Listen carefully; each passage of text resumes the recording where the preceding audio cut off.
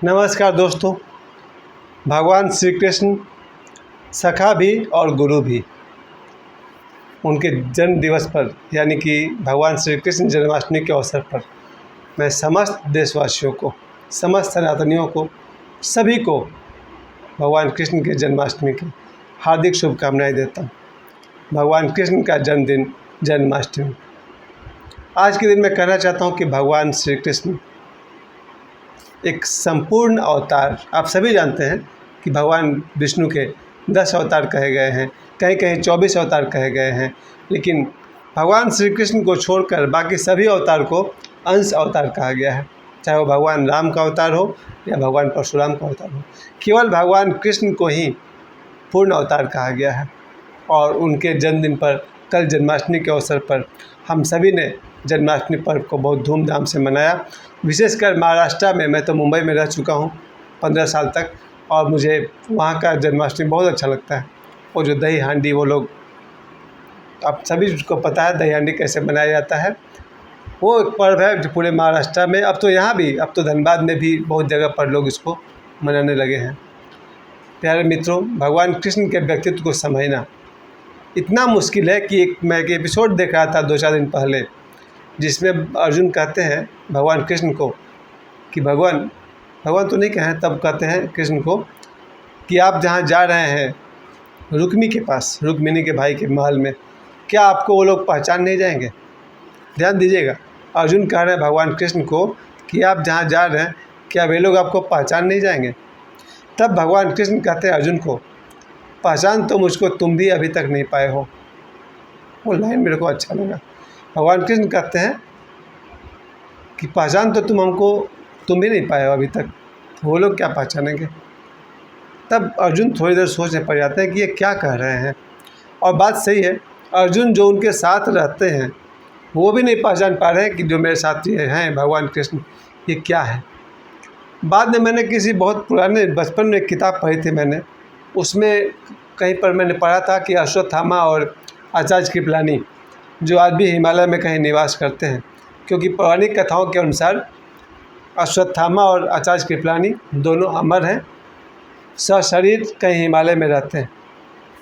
किसी ने उनसे मिलने पर पूछा था अश्वत्थामा से कि भगवान श्री कृष्ण आपको देखने में कैसा लगे उस ज़माने में? तो अश्वत्थामा ने कहा कि हम लोग को लगा ही नहीं कि ये इतना बड़ा आदमी है। और जब भगवान कृष्ण ने अश्वत्थामा को श्राप दिया और उनके सिर से मणि ले लिया, और जो उनके सिर पर घाव है, तो उन्होंने श्राप दिया कि तुम्हारा घाव ऐसे ही बना रहेगा और तुमको ऐसे ही दुखी होकर भटकना पड़ेगा। अश्वत्थामा के विषय में कहा जाता है कि वो आज भी सशरीर भगवान श्री कृष्ण के श्राप के कारण हिमालय में कहीं घूमते रहते हैं। यानी अश्वत्थामा और आचार्य कृपलानी ने स्वीकार किया कि हम लोगों को कभी लगा ही नहीं कि ये भगवान कृष्ण इतने बड़े आदमी हैं। ये विडम्बना तो होता है, जब भी कोई सिद्ध पुरुष हमारे बीच होता है तो हमें लगता ही नहीं कि ये इतना बड़ा आदमी है।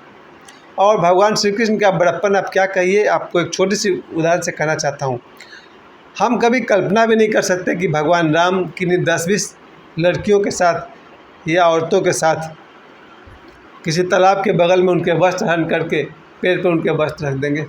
आपको याद होगा भगवान कृष्ण की कहानी, जिसमें कहा जाता है कि उन्होंने गोपियों का चीर हरण किया था, कुछ और तरह से किया था, मतलब गोपियाँ नहा रही हैं, उनके कपड़े उन्होंने तालाब के ऊपर एक पेड़ पर बांध दिया था।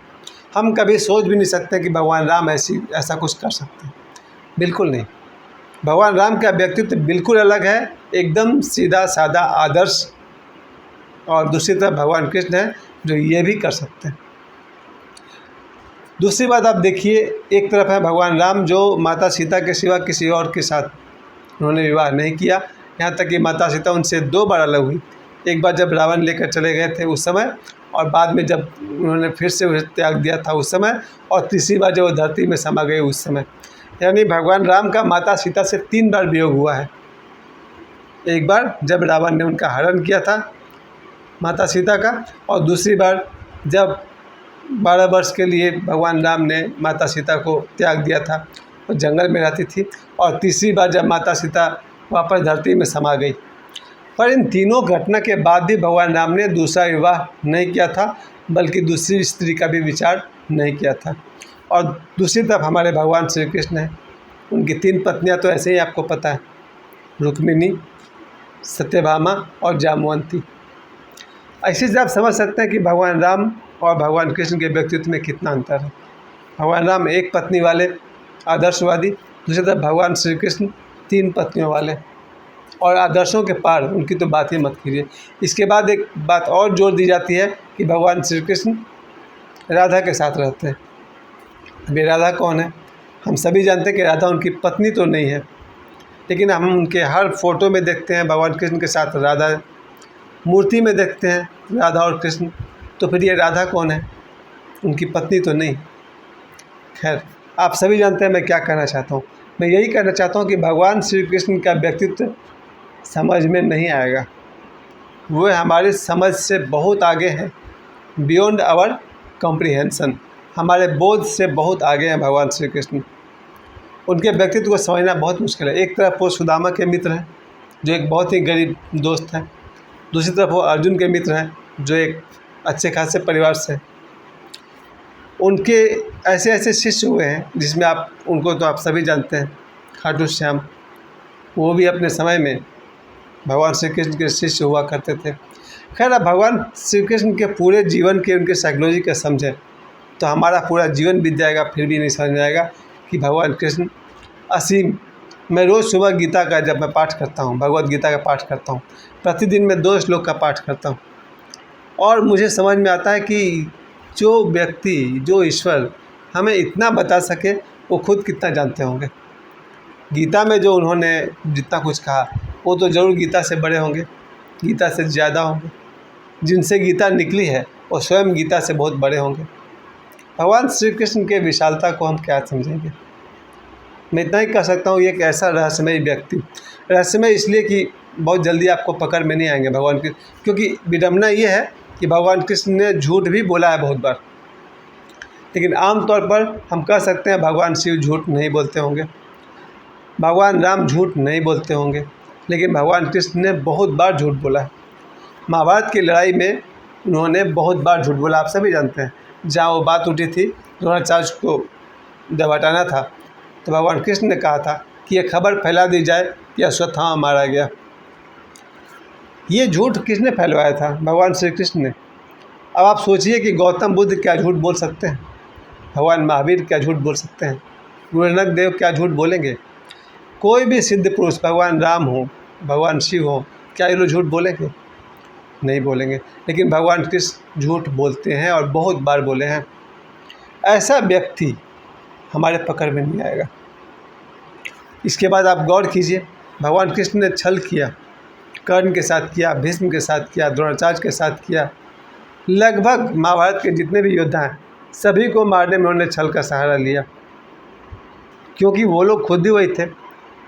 बेईमान के साथ बेईमानी करना कोई अपराध थोड़ी है। भगवान कृष्ण ने जिन्हें छल से मारा वो कोई सीधे साधे मासूम लोग तो नहीं थे, वो खुद ही वही थे। भगवान कृष्ण छल कर सकते हैं, लेकिन क्या हम कल्पना कर सकते हैं कि भगवान राम किसी को छल से मारेंगे, या फिर भगवान बुद्ध किसी को छल से मारेंगे, भगवान शिव किसी को छल से मारेंगे? बिल्कुल नहीं।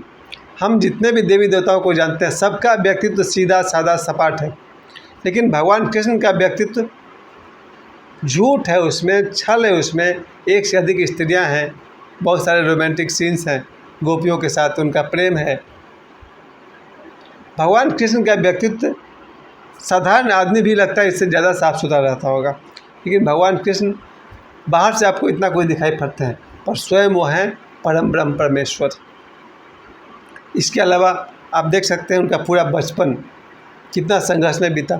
जन्म होता है जेल में और उसी रात को उनके पिताजी उनको लेकर के आ जाते हैं यहाँ पर गोकुल में माँ यशोदा के पास, और उन्हें जीवन भर जो सम्मान माता देवकी को दिया वही सम्मान माँ यशोदा को दिया। यानी कि उन्होंने एक उदाहरण सबके सामने रख दिया कि जन्म देने वाली माँ से भी बड़ी पालन पोषण करने वाली माँ होती है। ये दृष्टांत भगवान कृष्ण ने सभी को समझाया, क्योंकि आमतौर पर लोग अपनी जन्म देने वाली माँ को तो इज्जत करते हैं, पालने पोषने वाली माँ को लोग सेकंड नंबर समझते हैं, सेकेंडरी समझते हैं। लेकिन भगवान कृष्ण ने ये संदेश दिया कि जन्म देने वाली माँ से भी बढ़कर पालन पोषण करने वाली माँ होती है। ये उनका संदेश था। इसके अलावा आप आगे बढ़िए, जो शिशुपाल वाली घटना है कि उन्होंने शिशुपाल के 99 गालियों को बर्दाश्त किया, और 100वीं गाली देने के बाद उसका वध किया। यहाँ भी उनका संदेश था, किसी भी आदमी को उसकी गलतियों को बार बार माफ़ कर देने से उसकी गलती करने की जो टेंडेंसी है, प्रवृत्ति है, वो बढ़ जाती है और तब वो जो गाली दे रहा है उसके जिम्मेवार हम हैं। कोई आदमी एक बार गाली दे, 10 बार गाली दिया, उसे माफ़ करते गए और वो फिर भी गाली देता जा रहा, इसका मतलब हमारा माफ़ करना ही उस आदमी से और गलती करवा रहा। ऐसे में भगवान कृष्ण कहते हैं कि तुम अधिक से अधिक 100 गाली दे सकते हो, उसके बाद नहीं। शिशुपाल नहीं माना और 100 के आगे बढ़ गया। बस कृष्ण ने उसको समझा दिया अच्छी तरह से। यानी कि भगवान कृष्ण कोई अहिंसावादी व्यक्ति तो नहीं है और हिंसक भी नहीं है। याद कीजिए, एक बहुत बड़ी एक कथा में एक बात आती है खाटू श्याम जी के बारे में एंड बर्बरीक के बारे में। बर्बरीक का जब जन्म होता है, वो बचपन से आध्यात्मिक प्रवृत्ति का बच्चा था। बर्बरीक ने अपने परिवार में अपनी माता से, दादी से, जो कोई भी थी, उनसे वो पूछा करता था कि मोक्ष कैसे मिलता है। तो उसकी दादी ने कहा कि बेटा, मोक्ष मिलता है साधना करने से, ध्यान करने से, योग करने से। तो बर्बरीक ने पूछा कोई शॉर्टकट है क्या? तो उनकी दादी ने कहा हाँ, एक शॉर्टकट है। यदि तुम्हारी मृत्यु किसी सिद्ध के हाथ से हो जाए तो तुम्हें मोक्ष मिल सकता है। बर्बरीक ने कहा कि सिद्ध मतलब अभी कोई सिद्ध है क्या धरती पर? तो उसकी दादी ने कहा भगवान कृष्ण। अब इससे बड़ा सिद्ध कहाँ मिलेगा तुमको? तो उनकी दादी ने कहा अगर तुम भगवान श्री कृष्ण के हाथों मारे जाओ तो तुम्हें मुक्ति मिल जाएगी। उस लड़के ने कहा कि गुड आइडिया, मैं भगवान कृष्ण के हाथों से ही मारा जाऊंगा। उनकी दादी ने कहा ये कैसे हो सकता है? वो कि तुम्हें क्यों मारेंगे? वो तो किसी निर्दोष को नहीं मारते हैं, तुम्हें क्यों मारेंगे? उस लड़का ने बात को वहीं पर दबा दिया और अंतिम सीन में जहाँ बर्बरीक अपना सिर काट करके भगवान कृष्ण के सामने रखते हैं, वहाँ बर्बरीक कहते हैं आपको क्या लगा कि आप मेरे साथ खेल रहे हैं और हम आपके साथ नहीं खेल रहे हैं? हम भी आपके साथ खेल रहे हैं। बर्बरीक ने कहा कि मेरी बचपन से इच्छा थी कि मैं आपके हाथ से मारा जाऊं और मैंने आपको आज इतना उकसाया कि आज आपके हाथों मेरी मृत्यु हो रही है और मुझे मोक्ष मिल रहा है। यानी कि भगवान कृष्ण का व्यक्तित्व देखिए, यहाँ पर भगवान कृष्ण और बर्बरीक के बीच गुरु शिष्य का संबंध है। As a master, as a guru, भगवान कृष्ण ने बर्बरीक को अपना नाम दिया और वो आज भी खाटू श्याम के नाम से जाने जाते हैं। आप किधर से चलिएगा, इसलिए मैंने आज की वीडियो का नाम रखा सखा भी और गुरु भी। ये टाइटल भी मेरा अपना नहीं है, ये ओशो के किसी किताब का नाम है, भगवान श्री कृष्ण सखा भी और गुरु भी। आज मैं आप सभी के सामने यही कहना चाहता हूँ कि भगवान कृष्ण क्या सिर्फ 5000 साल पहले का व्यक्ति का नाम है या आज भी उनकी ऊर्जा हमारे बीच है? प्यारे मित्रों, बहुत सारे लोगों ने दावा किया है कि उन्हें भगवान कृष्ण का आशीर्वाद आज भी प्राप्त होता है, वे आज भी भगवान कृष्ण के संस्पर्श में हैं। उनमें से एक नाम मैं लेना चाहूँगा योगानंद जी का। परमहंस योगानंद जी ने एक किताब लिखी थी 1946 में, 1946 में, ऑटोबायोग्राफी, एन ऑटोबायोग्राफी ऑफ योगी, योगी की आत्मकथा। उसमें कहते हैं योगानंद जी कि मुंबई के होटल रीजेंट में भगवान कृष्ण ने उनको सशरीर दर्शन दिया। फिर से सुनिए, योगानंद जी, परमहंस योगानंद जी कहते हैं कि भगवान कृष्ण ने योगानंद जी को मुंबई के होटल रीजेंट में सशरीर आमने सामने दर्शन दिया। मैं भी मानता हूँ और बाद में स्वामी अगे भारती ने भी कहा है कि मुझे भगवान कृष्ण ने दर्शन दिया। और मीराबाई तो बहुत बार कही है, उन्होंने 16वीं शताब्दी की हैं मीराबाई, एक सिद्ध, एक संत। उन्होंने कहा कि भगवान कृष्ण से उनका संपर्क बना हुआ है। बाद में ओशो ने इसको एक्सप्लेन भी किया कि कोई भी सिद्ध व्यक्ति हमेशा अवेलेबल होता है। भगवान कृष्ण आज भी उपलब्ध हैं उनके लिए जो भगवान कृष्ण के लिए ओपन है। अगर हम में से कोई भी श्रद्धालु भगवान कृष्ण से प्रेम करता है तो उसके लिए भगवान कृष्ण अवेलेबल है।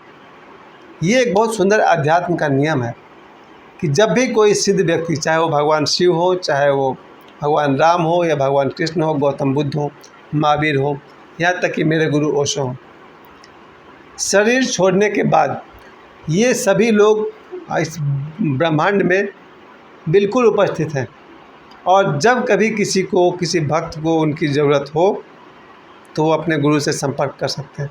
तो मेरा भी यही मानना है कि आज भी धरती पर कोई भी जो भगवान कृष्ण से प्रेम करते हैं वो भगवान कृष्ण से संपर्क कर सकते हैं। मैं भी भगवान कृष्ण का एक विशेष मंत्र का जाप हमेशा करता हूँ और आप सभी को राय देता हूँ। ये मंत्र मैंने देवराहा बाबा से सीखा है। देवराहा बाबा हमेशा एक मंत्र कहा करते थे अपने मंच पढ़ा करके, उसी मंत्र की मैं आज फिर से बात करूँगा। अगर इस मंत्र को कोई व्यक्ति कम से कम 5 बार भी रिपीट करे, 108 बार करे, उसकी मर्जी, तो उसके जीवन में विशेष परिवर्तन आएंगे ही आएंगे। वो मंत्र है ओम नमो भगवते वासुदेवाय। ये हो गया 12 मंत्र। ओम नमो भगवते वासुदेवाय 12 अक्षर का मंत्र है, ओम नमो भगवते वासुदेवाय। इसके अलावा अगर आप इसका पूरा जाप कर सकें तो पूरा मंत्र इस प्रकार है, ओम नमो भगवते वासुदेवाय, ओम कृष्णाय वासुदेवाय हरे परमात्मने प्रणतः क्लेश नाशाय गोविंदाय नमो नमः। एक बार और बोलता हूँ, ओम नमो भगवते वासुदेवाय, ओम कृष्णाय वासुदेवाय हरे परमात्मने प्रणतः क्लेश नाशाय गोविंदाय नमो नमः। इसी के साथ मैं आप सभी से कहना चाहता हूँ, मेरे जितने भी दर्शक हैं, आज मेरे सब्सक्राइब्स 2703 हो चुके हैं। 2700 से अधिक सब्सक्राइबर्स मेरे हैं और 7 लाख से ऊपर का व्यूज़ है। आप सभी को मैं धन्यवाद देता हूँ। आप सभी मेरे वीडियोज़ को देखते हैं। ये मेरा कर्तव्य है कि मैं आपके लिए अच्छे विषय पर ही वीडियो बनाऊँ। मुझसे कोई गलती हो तो ज़रूर माफ़ कर दीजिएगा और मुझे समय देने के लिए बहुत बहुत धन्यवाद। एक बार फिर से श्री कृष्ण जन्माष्टमी की आप सभी को मेरी तरफ से हार्दिक शुभकामनाएं। धन्यवाद।